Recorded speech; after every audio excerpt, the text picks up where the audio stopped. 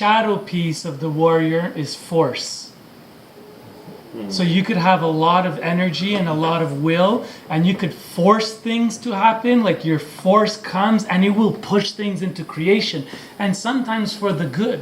But the energy how it's received, it's like, okay, I'm gonna do it. I don't really know if I want to do it, but I'll do it because there's this force that's pushing me to do it. And on the other side is power. So power doesn't need to force.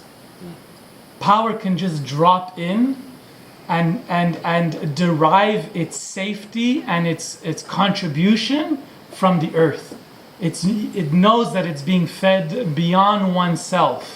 So a power doesn't need to be convincing. Think about something that you're really good at, and that you know when you do it, people listen. And it's like you don't have to force that piece. It's like it's actually you're being like a musician. A musician could, an average musician will walk around with his guitar and show off his guitar and try to be the crooner that gets all the women's. But you feel it, it's off. There's a vibration. But a really good musician is so subtle with his guitar. It's always in the background, and then at one point he'll pull it out. And he'll do his first strum, and the whole place turns to look at him. And when he's looking at it, he's not pushing his energy.